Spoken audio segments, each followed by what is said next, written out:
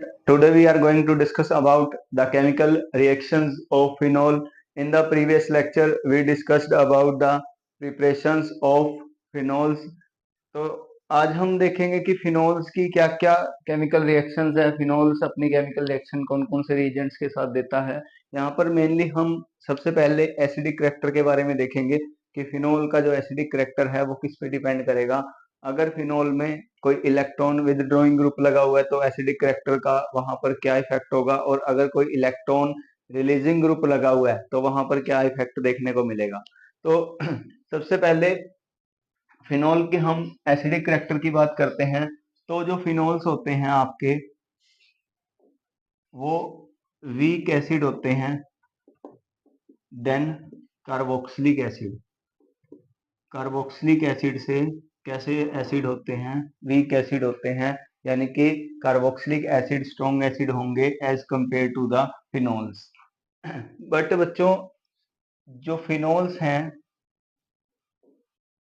वो अल्कोहल के कंपैरिजन में स्ट्रॉन्ग एसिड है। किसके कंपैरिजन में? अल्कोहल। अल्कोहल के कंपैरिजन में ये कैसे एसिड हैं? ये स्ट्रॉन्ग एसिड हैं, और ये क्या करते हैं? They turns blue litmus to red litmus, blue litmus to red litmus. ये ब्लू लिटमस को किस में बदल देते हैं? रेड लिटमस में चेंज कर देते हैं। और जो फिनोल्स होते हैं आपके, वो एल्काली के साथ रिएक्शन देते हैं। एल्काली बेस होता है ना जो NaOH, ये NaOH के साथ रिएक्शन देते हैं, और यहाँ पर क्या बनाते हैं? Sodium phenoxide. अगर यहाँ पर हम फिनोल की रिएक्शन बच्चों NaOH के साथ करवाते हैं तो यहाँ पर ये रिएक्शन दे देते हैं। बट हमने देखा था कि जो आपके अल्कोहल होते हैं, अल्कोहल मेनली, वो अल्कोहल आपके अल्कोली यानी अल्कालीज होता है जो अल्काली बेस, उसके साथ रिएक्शन नहीं देते। और अगर रिएक्शन नहीं देंगे तो ये ब्लू लिटमस को रेड में नहीं बदलेंगे। ठीक है, तो ये एक टेस्ट है जिस टेस्ट के द्वारा आप बता सकते हैं कि फिनोल प्रेजेंट है या अल्कोहल। अगर वहां पे अल्काली के साथ रिएक्शन दे दी तो क्या प्रेजेंट होगा? फिनोल। अगर अल्काली के साथ रिएक्शन नहीं देगी तो वहां पर क्या प्रेजेंट होगा? अल्कोहल। तो ये एक केमिकल टेस्ट है। इस केमिकल टेस्ट से आपको अल्कोहल और फिनोल की डिस्टिंगाइज के बारे में पता लगेगा कि कौन सा अल्कोहल है और कौन सा फिनोल।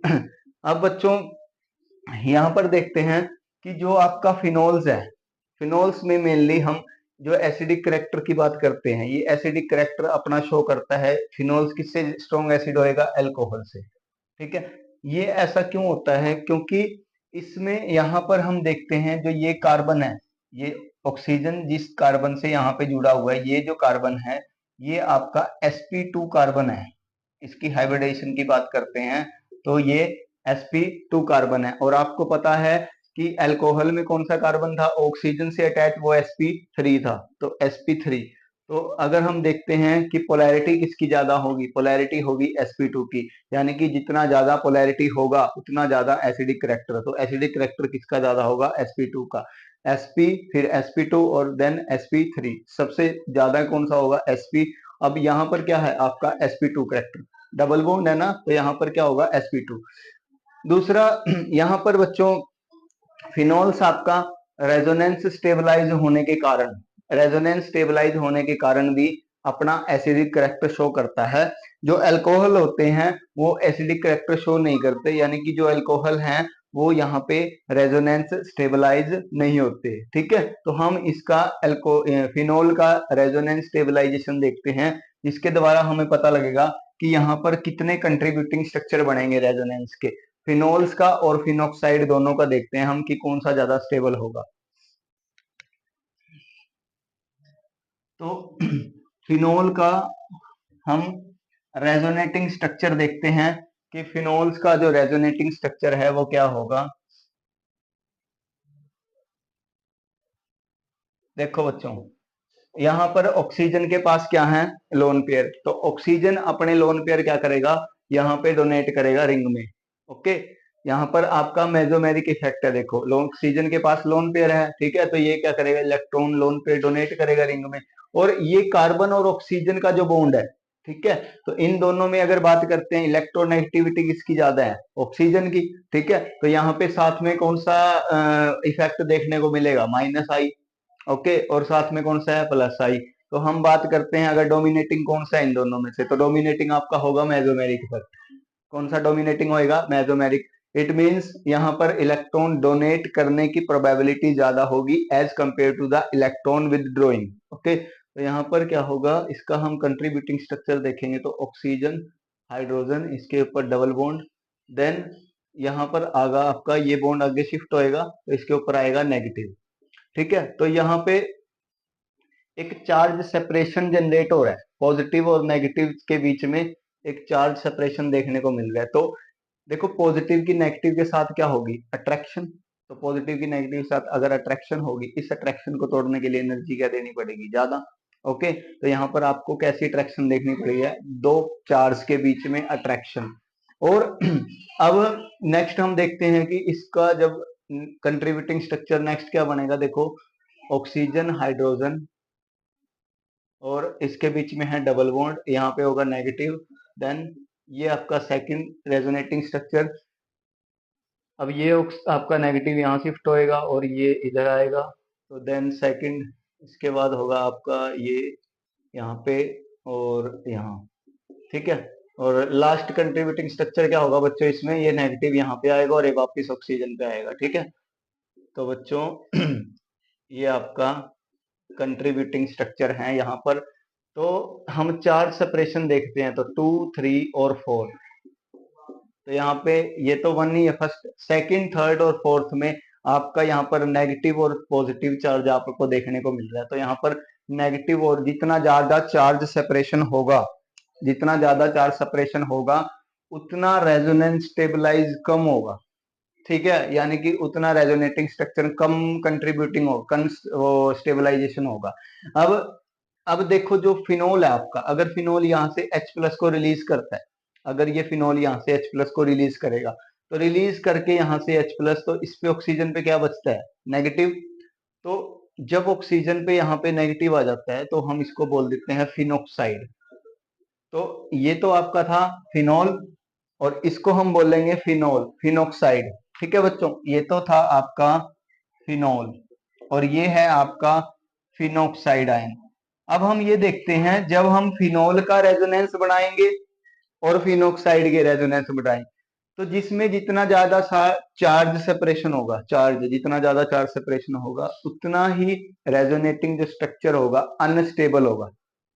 ठीक है, तो यहाँ पे देखेंगे हम फिनोक्साइड के केस में ये ऑक्सीजन पे क्या है, नेगेटिव, ये नेगेटिव आएगा नीचे और यहाँ पे ऑर्थो पोजीशन पे क्या आ जाएगा आपका, नेगेटिव। तो यहाँ पे डबल बॉन्ड और साथ में यहाँ का नेगेटिव। तो यहाँ पे अब कोई पॉजिटिव नहीं आएगा। देखो ऑक्सीजन ने अपना जो एक्स्ट्रा यानी कि जो माइनस चार्ज था इलेक्ट्रॉन से वो यहाँ पे दे दिए, क्योंकि ऑक्सीजन आपको पता है कि दो बॉन्ड ही बनाएगा, तो इसीलिए यहाँ पे डबल बॉन्ड बनाने के बाद कोई पॉजिटिव नहीं आएगा। यहाँ पे पॉजिटिव आएगा क्योंकि यहाँ पे ऑक्सीजन दो बॉन्ड के अलावा अपने लोन पेयर दे रहा है और लोन पेयर देने से यहाँ पे ट्रिपल बॉन्ड बन गया। ऑक्सीजन का जब ट्रिपल बॉन्ड है अनस्टेबल, तो यहाँ पे क्या आ गया, ऑक्सीजन के पास इलेक्ट्रॉन की कमी हो जाती है। तो यहाँ पे आपको प्लस और माइनस चार्ज सेपरेशन देखने को मिलेगा फिनोल्स में। फिनोक्साइड में चार्ज सेपरेशन नहीं मिलेगा क्योंकि यहाँ पर सिर्फ और सिर्फ कौन सा चार्ज डोमिनेटिंग हो रहा है, यहाँ पर सिर्फ और सिर्फ आपका नेगेटिव चार्ज ही दिखाई देगा इस स्ट्रक्चर में। तो देन इसका नेक्स्ट रेजोनेटिंग स्ट्रक्चर देखते हैं, माइनस और यहाँ पे आएगा डबल। अब ये बॉन्ड यहाँ शिफ्ट होएगा अगेन, इस पोजीशन पे क्या आ जाएगा, नेगेटिव और ऑक्सीजन, देन ये, और लास्ट इसका रेजोनेटिंग स्ट्रक्चर होगा ये। तो क्वेश्चन ये है कि इन दोनों में से फिनोल और फिनोक्साइड आयन, इन दोनों में से आपका कौन सा ज्यादा रेजोनेटिंग स्ट्रक्चर है, स्टेबल होगा। तो फिनोक्साइड का आपका रेजोनेटिंग स्ट्रक्चर मोर स्टेबल होगा, बिकॉज यहाँ पर आपको अगर आप देखो ये सेकंड है, ये थर्ड है और ये आपका फोर्थ है। तो सेकंड थर्ड और फोर्थ इन तीनों में देखते हैं हम, यहाँ पर चार्ज सिर्फ आपको नेगेटिव चार्ज दिखाई दे रहा है, कोई पॉजिटिव चार्ज नहीं है, ओनली वन चार्ज नेगेटिव। यहाँ पे दो चार्ज दिखाई दे रहे थे जिसके कारण क्या होगा, एनर्जी ज्यादा देनी पड़ेगी। ठीक है, तो यहाँ पे एनर्जी मोर मोर रेजोनेटिंग स्ट्रक्चर है, क्योंकि यहाँ पर चार्ज सेपरेशन बहुत ज्यादा, यहाँ पे कोई चार्ज सेपरेशन नहीं है, यहाँ पर ओनली नेगेटिव चार्ज है। तो ये तो आपका था फिनॉक्साइड आयन का रेजोनेंस, और ये था फिनोल्स का। इन दोनों में स्टेबल कौन सा होगा? आपका फिनॉक्साइड आयंस। ठीक है, तो इसके बाद हम देखते हैं कि अगर फिनोल के साथ कोई इलेक्ट्रॉन विदड्रॉइंग ग्रुप लगा हुआ है या इलेक्ट्रॉन रिलीजिंग ग्रुप लगा है। अगर कोई इलेक्ट्रॉन विदड्रॉइंग ग्रुप लगा हुआ है तो वो एसिडिक स्ट्रेंथ को, एसिडिक करेक्टर को, फिनोल को बढ़ाएगा या घटाएगा। ऑर्थो पे लगा है, मेटा पे लगा है, या पैरा पोजीशन पर लगा है। तो देन इसके बाद हम देखते हैं, सबसे पहले हम देखते हैं बच्चों कि अगर कोई इलेक्ट्रॉन डोनेटिंग ग्रुप लगा हुआ है, ठीक है, तो अगर कोई यहाँ पे इलेक्ट्रॉन डोनेटिंग ग्रुप लगा हुआ है तो ये आपका फिनोल है। ठीक है, अब फिनोल पे अगर मेनली कोई इलेक्ट्रॉन डोनेटिंग ग्रुप लगे तो इलेक्ट्रॉन जो डोनेट करेगा रिंग में, अगर इलेक्ट्रॉन की डेंसिटी रिंग में बढ़ाएगा तो ओवरऑल जो इलेक्ट्रॉन डेंसिटी है वो किसकी तरफ जाने लगेगी? ऑक्सीजन की तरफ। और ऑक्सीजन पे तो ऑलरेडी क्या होता है, पहले ही एक्स्ट्रा इलेक्ट्रॉन होते हैं, लोन स्पेयर होते हैं। तो यहाँ पे इलेक्ट्रॉन डेंसिटी बढ़ाएगा ये ऑक्सीजन पे। अगर इलेक्ट्रॉन डेंसिटी बढ़ गई ऑक्सीजन पे तो जो हाइड्रोजन होएगा उसको निकलने में मुश्किल होएगी, यहाँ से H+ को निकालना मुश्किल होएगा। तो यहाँ पे अगर इलेक्ट्रॉन डोनेटिंग ग्रुप लगा हुआ है और जो H+ है उसको क्या होगा, यहाँ से इलेक्ट्रॉन डोनेटिंग ग्रुप के केस में यहाँ पर H+ को निकलने में क्या होगा, डिफिकल्ट। ठीक है, तो आप बोल सकते हो कि इलेक्ट्रॉन डोनेटिंग ग्रुप के केस में यहाँ पर क्या होगा, एसिडिक स्ट्रेंथ आपका क्या होगा, एसिडिक स्ट्रेंथ आपका वीक होगा। एसिडिक स्ट्रेंथ क्या होगा, वीक होगा, क्योंकि electron donating overall electron density किसकी तरफ जाने लगेगी, ऑक्सीजन। ऑक्सीजन की तरफ अगर इलेक्ट्रॉन डेंसिटी जाएगी तो ओवरऑल इलेक्ट्रॉन डेंसिटी अगर ऑक्सीजन की तरफ शिफ्ट होएगी तो यहाँ से आपका H+ को निकलना क्या हो जाएगा, डिफिकल्ट, और देन एसिडिक स्ट्रेंथ वहां से क्या हो जाएगी, वीक।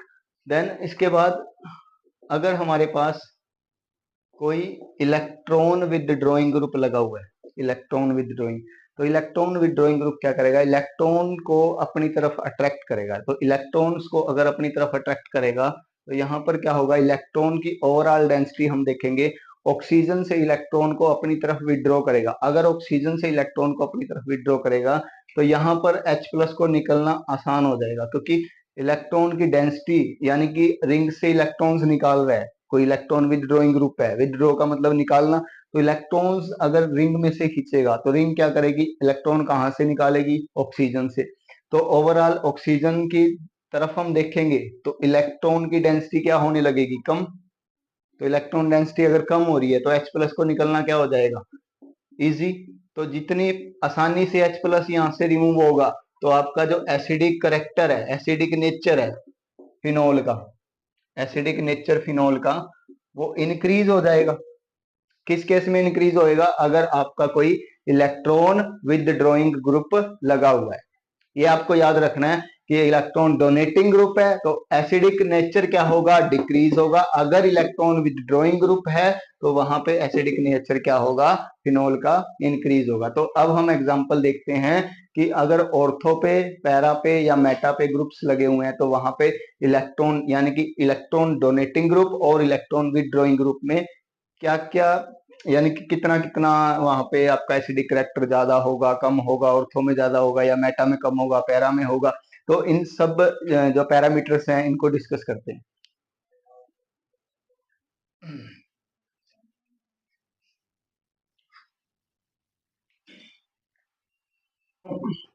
तो हम देखते हैं, अगर हमारे पास यहाँ पे नाइट्रोफिनोल है, नाइट्रोफिनोल आपका एसिडिक स्ट्रेंथ इंक्रीज करेगा, डिक्रीज करेगा, वो देखते हैं हम कि अगर आपका ऑर्थो पे नाइट्रोफिनोल, नाइट्रो ग्रुप लगा है, मेटा पे लगा है या पैरा पे लगा है, तो ये आपको रेजोनेंस के द्वारा पता लगेगा। सबसे पहले आप ऑर्थो नाइट्रोफिनोल को लेके चलते हैं यहाँ पे। तो ये है ऑर्थो नाइट्रोफिनोल। तो अगर हम इसका रेजोनेटिंग स्ट्रक्चर देखते हैं तो यहाँ पे जो NO2 ग्रुप है वो कैसा ग्रुप है, इलेक्ट्रॉन विदड्रॉइंग ग्रुप। ठीक है, इलेक्ट्रॉन विदड्रॉइंग ग्रुप है क्योंकि यहाँ पे कार्बन और नाइट्रोजन में से इलेक्ट्रॉन डेंसिटी की बात करते हैं तो नाइट्रोजन की ज्यादा होंगी। फिर नाइट्रोजन और ऑक्सीजन में से इलेक्ट्रोनेगेटिविटी किसकी ज्यादा होगी, ऑक्सीजन की। तो यानी कि ओवरऑल इलेक्ट्रॉन ये क्या करेंगे, रिंग में से विदड्रॉ करेंगे। तो ये कैसा ग्रुप हुआ, NO2 कैसा ग्रुप है, यहाँ पे इलेक्ट्रॉन विदड्रॉइंग ग्रुप है। तो अगर हम इसका रेजोनेटिंग स्ट्रक्चर देखते हैं तो ये आपका यहाँ पे शिफ्ट होगा, फिर इसके बाद यहाँ पे और देन यहाँ पे। ठीक है, तो ऑक्सीजन पे यहाँ पे क्या आ जाएगा, डबल बॉन्ड। ओके, और यहाँ पे आपका नाइट्रोजन के पास डबल बॉन्ड और इस ऑक्सीजन पे आ जाएगा नेगेटिव, और ये होगा बच्चों इसका रेजोनेटिंग स्ट्रक्चर। ठीक है, और यहाँ पे ऑक्सीजन पे क्या हो गया अब, पॉजिटिव। देन इसके बाद ये बॉन्ड नीचे शिफ्ट होएगा आपका, ठीक है, और ये वापिस से नीचे आएगा और ये आपका फर्दर शिफ्ट होएगा। तो हम इसका रेजोनेटिंग स्ट्रक्चर देखते हैं क्या होगा। तो यहाँ पे आपका negative, then double bond O, और यहाँ पर आपका ये, इसके बाद ये बॉन्ड यहाँ पे शिफ्ट होएगा और इस पे दोबारा से क्या आ जाएगा, इस पोजीशन पे नेगेटिव। तो यहाँ पे नेगेटिव आएगा आपका और ऑक्सीजन पे positive N double bond N। तो ये होगा नेगेटिव, यहाँ पे होगा डबल बॉन्ड, और इसका फर्दर रेजोनेटिंग स्ट्रक्चर क्या होगा, ये होगा। तो यहाँ पे अच्छा कंजुगेशन देखने को मिल रहा है। ठीक है, तो मोर कंजुगेशन है तो यहाँ पे देखो, यहाँ आपका डबल बॉन्ड आएगा। तो यहाँ पे क्या है बच्चों, मोर कंजुगेशन है। ठीक है, तो ऑर्थो आपका यहाँ पे ऑर्थो नाइट्रोफिनॉल है, यहाँ पे एसिडिक स्ट्रेंथ आपकी क्या होगी, अच्छी खासी होगी एसिडिक स्ट्रेंथ। बट अगर हम ऑर्थो को और पैरा को कंपैरिजन करेंगे तो ऑर्थो और पैरा में से मोर एसिडिक कौन सा होगा, फिनॉल आपका, ऑर्थो नाइट्रो या para, para nitrophenol more acidic होगा देन ऑर्थो नाइट्रोफिनॉल। क्योंकि जो आपका ऑर्थो है, ऑर्थो में यहाँ पर क्या होने लग जाती है, हाइड्रोजन बॉन्डिंग क्रिएट हो जाती है। देखो यहाँ पे इंट्रामोलिकुलर हाइड्रोजन बॉन्डिंग हो जाती है, क्योंकि यहाँ पे जो हाइड्रोजन है और ये जो ऑक्सीजन है, इनकी आपस में इंट्रामोलिकुलर हाइड्रोजन बॉन्डिंग। तो इंट्रामोलिकुलर हाइड्रोजन बॉन्डिंग से क्या होगा, ये आपका हाइड्रोजन निकलने में मुश्किल, डिफिकल्ट हो जाएगा यहाँ से हाइड्रोजन निकलना। ठीक है, तो कि इस तरफ में झुकने लगेगा ये आपका जो ऑक्सीजन की तरफ। ठीक है, तो हम बात करते हैं कि पैरा नाइट्रोफिनॉल और ऑर्थो में मोर एसिडिक कौन सा होगा, आपका पैरा नाइट्रोफिनॉल। तो पैरा नाइट्रोफिनॉल का अगर हम रेजोनेटिंग स्ट्रक्चर देखते हैं यहाँ पे, तो वो क्या होगा, N डबल बॉन्ड O, यहाँ पे ये रेजोनेटिंग। अगर हम इसके रेजोनेंस ड्रॉ करेंगे तो इसका रेजोनेटिंग स्ट्रक्चर क्या होगा, डबल बॉन्ड, ठीक है, negative N double bond O O, यहाँ पे होगा पॉजिटिव। तो इसके बाद ये होगा, देन यहाँ पे शिफ्ट, और इसके बाद ये। ठीक है, तो यहाँ पे भी आपका कंट्रीब्यूटिंग स्ट्रक्चर बहुत, ठीक है, तो अच्छा कंजुगेशन है, कंट्रीब्यूटिंग स्ट्रक्चर भी है इसके। तो ये आपका क्या होगा बच्चों, यहाँ पे इलेक्ट्रॉन को, ओवरऑल इलेक्ट्रॉन की डेंसिटी, अगर इलेक्ट्रॉन की डेंसिटी देखते हैं हम, ऑक्सीजन की तरफ इलेक्ट्रॉन की डेंसिटी क्या हो रही है, कम, क्योंकि ऑक्सीजन पे क्या आ रहा है, पॉजिटिव, इलेक्ट्रॉन की कमी हो रही है। तो यहाँ पर ओवरऑल क्या होगा, एसिडिक ने, अगर एसिडिक की बात करें, मोर एसिडिक कौन सा है, तो आप बताओगे आपका जो पैरा नाइट्रोफिनोल, याद रखना है, para nitrophenol more acidic then ortho nitrophenol. ठीक है, ऐसा क्यों, क्योंकि मैंने बताया है जो आपका ऑर्थो है वहां पर इंट्रामोलिकुलर हाइड्रोजन बॉन्डिंग होने के कारण H प्लस को निकलना हो जाएगा मुश्किल, जिसके कारण आपका एसिडिक करेक्टर उसका क्या हो जाएगा, थोड़ा कम, एज कंपेयर टू द पैरानाइट्रोफिनोल। इसके बाद हम देखते हैं कि अगर मेटा नाइट्रोफिनोल है तो मेटा नाइट्रोफिनोल आपका एसिडिक करेक्टर में क्या होगा। तो मेटा तो बच्चों सबसे, अगर आपका इलेक्ट्रॉन विदड्रॉइंग ग्रुप है, अगर इलेक्ट्रॉन विदड्रॉइंग ग्रुप है तो मेटा आपका लेस एसिडिक होगा देन ऑर्थो एंड पैरा। ऐसा क्यों, क्योंकि अगर हम यहाँ पे मेटा का रेजोनेटिंग स्ट्रक्चर देखते हैं तो मेटा का रेजोनेटिंग स्ट्रक्चर क्या होगा, तो मेटा के केस में क्या होगा, ये ऑक्सीजन यहाँ पे नीचे अपना इलेक्ट्रॉन देगा, ये यहाँ पे शिफ्ट होएगा। ठीक है, तो यहाँ पर ओवरऑल क्या होएगा, ऑक्सीजन पे पॉजिटिव, इसके ऊपर क्या आएगा, नेगेटिव। ठीक है, और यहाँ पर क्या होगा, ठीक है, तो यहाँ पे क्या होगा, ये आपका बॉन्ड यहाँ पे शिफ्ट होएगा, ठीक है। और इसके बाद आप ध्यान से देखें यहाँ पे, अगर ये बॉन्ड आपका यहाँ पे शिफ्ट हो रहा है, ये जो माइनस वाला है ये बॉन्ड अपना यहाँ पे शिफ्ट कर रहा है और इसके अंदर रिंग में आ रहा है डबल बॉन्ड, देन इसके बाद यहाँ पे जो ये वाला बॉन्ड है ना, ये आपका देन कंजुगेशन में शिफ्ट होएगा आगे की तरफ, ना कि ये इस तरफ आएगा बैकवर्ड, ये बैकवर्ड नहीं आएगा, ये कंजुगेशन कहाँ पे दिखाएगा, फर्दर फॉरवर्ड, यानी कि इस तरफ कंजुगेशन होगा, ठीक है। तो आप देखते हो ओवरऑल यहाँ पे, अगर आप देख रहे हो ओवरऑल यहाँ पे आपका जो माइनस आई इफेक्ट है, माइनस आई इफेक्ट किसकी बात कर रहा हूं मैं यहाँ पे, माइनस आई इफेक्ट कार्बन और नाइट्रोजन में इलेक्ट्रोनेगेटिविटी किसकी है, नाइट्रोजन की। तो आपने देखा था ऑर्थो में और पैरा में, यहाँ पे जो नाइट्रोजन ग्रुप था वो इलेक्ट्रॉन को विदड्रॉ कर रहा था रिंग में से, ऑर्थो और पैरा के केस में। मेटा के केस में ऐसा नहीं है, मेटा के केस में इलेक्ट्रॉन यहाँ पर शिफ्ट हो रहे हैं आगे, देखो ये इलेक्ट्रॉन यहाँ पर जा रहे हैं आगे, ठीक है।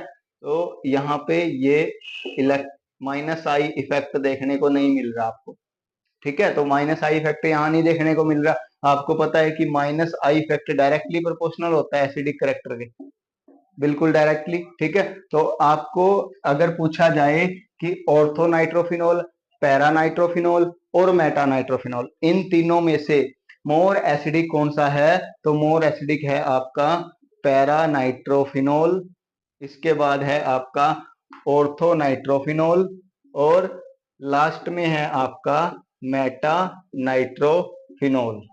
तो ये था बच्चों acidic nature, para nitrophenol, ortho nitrophenol और मेटा नाइट्रोफिनॉल।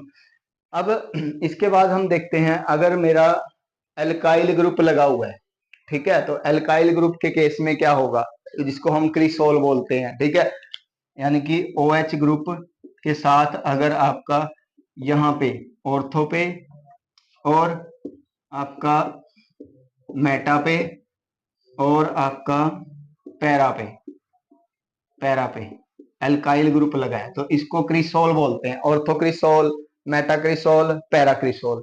इन तीनों में से अगर हम देखते हैं कि मोर एसिडिक कौन सा होगा, तो इन तीनों में से मोर एसिडिक होगा मेटा, ठीक है। इलेक्ट्रॉन ये डोनेटिंग ग्रुप होते हैं, एल्काइल ग्रुप इलेक्ट्रॉन को डोनेट करते हैं, alkyl group plus I effect दिखाते हैं। तो प्लस आई इफेक्ट आपका क्या होगा, यहाँ पर जितना ज्यादा प्लस आई इफेक्ट होगा उतना एसिडिक नेचर क्या होगा, कम होगा, ठीक है। और आपको पता है कि प्लस आई इफेक्ट ज्यादा डोमिनेटिंग करेगा मेटा पोजीशन पे, ठीक है। तो मेटा के केस में आपका अगर हम देखते हैं तो ऑर्थो मेटाफिनॉल, इसके हम देखेंगे कि एसिडिक नेचर सबसे ज्यादा एसिडिक कौन सा होगा, इन तीनों में से एसिडिक होगा आपका मेटा। उसके बाद हम देखते हैं कि आपका ऑर्थो होगा या पैरा, फिर आपका होगा ऑर्थो, और देन सबसे कम एसिडिक, सबसे लेस एसिडिक कौन सा होगा, पैरा, पैरा क्रिसोल। तो बच्चों अगर हम इन तीनों के एसिडिक नेचर की बात करते हैं तो मोर एसिडिक होगा आपका एम क्रिसोल, उसके बाद आपका हो जाएगा ओ क्रिसोल, और सबसे कम एसिडिक कौन सा होगा, पी क्रिसोल, पैरा क्रिसोल। ये आपको याद रखना है अगर आपका एल्काइल ग्रुप लगा हुआ है फिनोल पे, ऑर्थो पे, मेटा पे और पैरा पे, तो मोर एसिडिक कौन सा मानोगे आप यहाँ पे, मेटा में। ये आपको याद देखो, अगर इलेक्ट्रॉन विदड्रॉइंग ग्रुप है, विदड्रॉइंग में तो आपको बस एक ही कंसेप्ट दिमाग में रखना है कि यहाँ पे आपका विदड्रॉइंग में ऑर्थो या पैरा की बात, ठीक है। वहां पे ऑर्थो अगर कोई हाइड्रोजन बॉन्डिंग बन रही है तो वीक एसिड हो जाएगा एज कम्पेयर टू पैरा, और लास्ट में कौन सा जाएगा, मेटा। ये किस केस में है, यानी कि लेस एसिडिक कब बनेगा मेटा, लेस एसिडिक बनेगा आपका अगर इलेक्ट्रॉन विदड्रॉइंग ग्रुप है। अगर इलेक्ट्रॉन रिलीजिंग ग्रुप है, इलेक्ट्रॉन रिलीजिंग ग्रुप में मेटा आपका क्या हो जाएगा, मोर एसिडिक, तो मेटा मोर एसिडिक हो जाएगा, उसके बाद आपका ऑर्थो देन पैरा, ठीक है। इसके बाद हम एग्जांपल देखते हैं अगर हमारे पास एमिनो ग्रुप लगा हुआ है, तो एमिनो ग्रुप के केस में क्या होगा, अगर आपका ऑर्थो पे, मेटा पे या पैरा पे आगे हम देखते हैं, अगर हमारे पास मेटा एमिनो, ऑर्थो एमिनो या पैरा एमिनो ग्रुप है फिनोल में, तो अगर यहाँ पे हमारे पास है ऑर्थो एमिनो, मेटा एमिनो, या हमारे पास है यहाँ पे पैरा पैरा एमिनो ग्रुप। ठीक है, तो इन तीनों में देखते हैं कि एसिडिक नेचर, आपका एसिडिक नेचर किसका ज्यादा होगा। तो पहले तो आपको ये देखना है कि फिनॉल में आपका कौन सा ग्रुप लगा हुआ है, इलेक्ट्रॉन डोनेटिंग ग्रुप है या इलेक्ट्रॉन रिलीजिंग ग्रुप है। आप सभी को पता है कि NH जो नाइट्रोजन है उसके पास होते हैं लोन पेयर, तो नाइट्रोजन के पास लोन पेयर है, तो इलेक्ट्रॉन इसके यहाँ पे कौन सा इफेक्ट लोन पेयर के कारण क्या दिखाई देगा, यहाँ पे आपका plus M effect, mesomeric effect. ठीक है, तो मेसोमेरिक इफेक्ट होगा तो इलेक्ट्रॉन क्या करेगा, डोनेट। अगर इलेक्ट्रॉन रिंग में डोनेट करेगा तो ओवरऑल इलेक्ट्रॉन की डेंसिटी कहाँ पे बढ़ने लगेगी, ऑक्सीजन पे। इलेक्ट्रॉन की डेंसिटी अगर ऑक्सीजन पे बढ़ने लगेगी तो H+ को निकलना क्या हो जाएगा, मुश्किल, जिससे एसिडिक करेक्टर क्या हो जाएगा, कम। क्लियर है ना। तो इसके हम रेजोनेटिंग स्ट्रक्चर देखते हैं यहाँ पे। फर्स्ट हमारे पास यहाँ पे अगर NH2 ऑर्थो पे लगा हुआ है तो ये आपका नाइट्रोजन है, ये इलेक्ट्रॉन डोनेट करेगा यहाँ पे और ये आपका यहाँ पे शिफ्ट होएगा। ठीक है, तो ऑक्सीजन पे यहाँ पे आपका यहाँ पे आ जाएगा N डबल बॉन्ड H2। ठीक है, और इस पे आ जाएगा बच्चों पॉजिटिव, और देन इसके बाद इसका रेजोनेटिंग स्ट्रक्चर क्या होगा, यहाँ पे देखो, यहाँ पे ऑक्सीजन पे क्या आ रहा है, नेगेटिव। ठीक है, ऑक्सीजन पे नेगेटिव आ रहा है, और ऑक्सीजन पे तो आप सभी को पता है ऑलरेडी ही क्या होते हैं, लोन पेयर। तो ऑलरेडी लोन पेयर होते हैं, तो यहाँ पे इलेक्ट्रॉन की डेंसिटी NH यानी कि नाइट्रोजन ग्रुप क्या कर रहा है, इलेक्ट्रॉन डेंसिटी बढ़ा रहा है, और जिससे एसिडिक नेचर क्या हो जाएगा, एसिडिक नेचर हो जाएगा आपका कम। ठीक है, मेटा की बात करते हैं, तो मेटा में देखना क्या हो, नाइट्रोजन, ठीक है, लोन पेयर है, यहाँ पे डोनेट करेगा ये। ठीक है, तो अगर ये अपने लोन पे यहाँ पे डोनेट करेगा तो ये आगे शिफ्ट होएगा आपका, देन तो ऑक्सीजन हाइड्रोजन,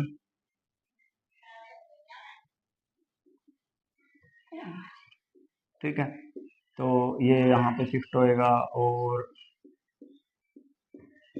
तो बच्चों यहाँ पे नेगेटिव आ जाएगा आपका डबल बॉन्ड NH2, तो ये बॉन्ड यहाँ पे शिफ्ट होएगा। ठीक है, तो देख आपको बिल्कुल ध्यान से देखना है इसको यहाँ पे। तो यहाँ पे आप अगर आप देखोगे इस केस में ध्यान से देखना, तो अगर आप देख रहे हो यहाँ पे क्या हो रहा है, ये बॉन्ड आपका शिफ्ट होएगा आगे और ये वापिस आ जाएंगे लोन पेयर इस पे। तो ध्यान से आपको समझना है यहाँ पे एक बात,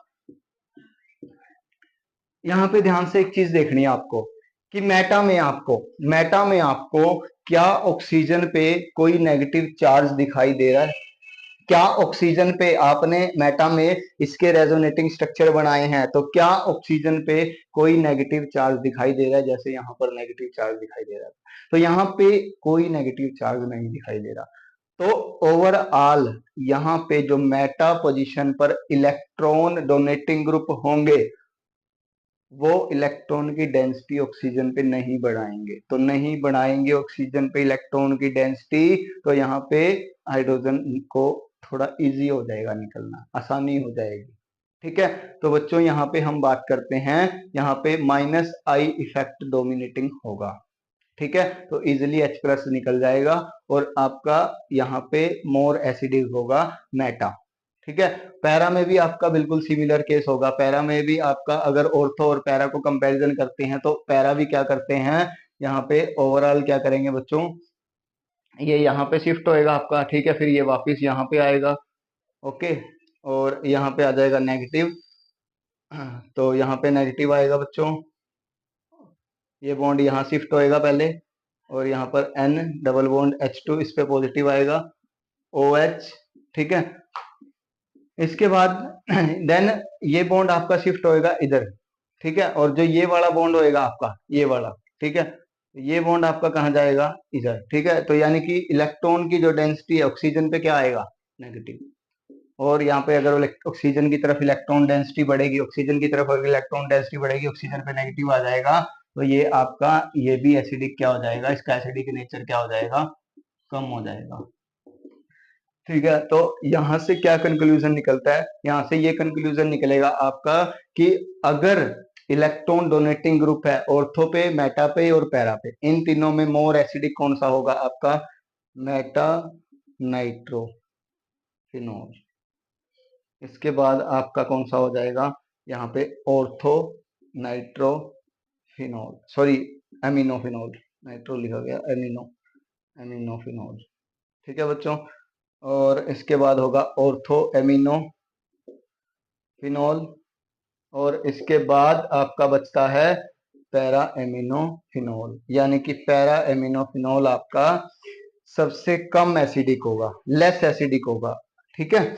अब अगर हमारे पास यहाँ पे मिथॉक्सीफिनोल है, मिथॉक्सी में भी आपका देखते हो आप, मिथॉक्सी भी कैसा है, इलेक्ट्रॉन डोनेटिंग ग्रुप है। तो मिथॉक्सी भी अगर इलेक्ट्रॉन डोनेटिंग है, वो भी इलेक्ट्रॉन को क्या करेगा, इलेक्ट्रॉन की डेंसिटी ओवरऑल रिंग में इंक्रीज करेगा। तो OCH3 मिथॉक्सीफिनोल, मिथॉक्सीफिनोल।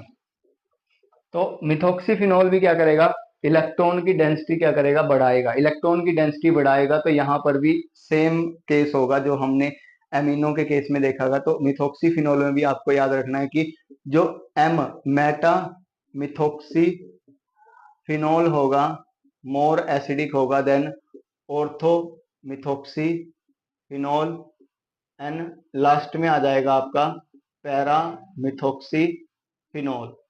ठीक है। अगर हम बात करते हैं कि आपका यहाँ पे यानी कि एक तो एमिनोफिनोल है, एमिनो, और दूसरा आपके पास अगर यहाँ पे है मिथॉक्सीफिनोल। ठीक है, कौन सा है, मिथॉक्सीफिनोल। पैरा पे मेटा पे लेके चलो इसको। अगर मेटा पे एमिनोफिनोल है, मेटा पे आपका मिथॉक्सीफिनोल है, और सिंपल फिनोल है, सिंपल। इन तीनों में से मोर एसिडिक कौन सा होगा, अगर हम इन तीनों में से बात करते हैं तो मोर एसिडिक कौन सा होगा आपका, ऑर्थोमिथॉक्सी, मेटाफिनॉक्सी, मिथॉक्सी। उसके बाद आपका होगा एमिनो, देन सबसे लास्ट में आगा आपका ये वाला फिनोल। ठीक है, तो ये आपको याद रखना है कि आपका मिथॉक्सी मोर, क्योंकि यहाँ पे अगर हम बात करते हैं इलेक्ट्रॉन जो होगा आपका -I इफेक्ट होगा, इसमें ज्यादा होगा। ठीक है, तो यहाँ पे आपको याद रखना है मिथॉक्सी मोर एसिडिक देन एमिनोफिनोल, और लास्ट में आपका फिनोल, ये आपको याद रखना है।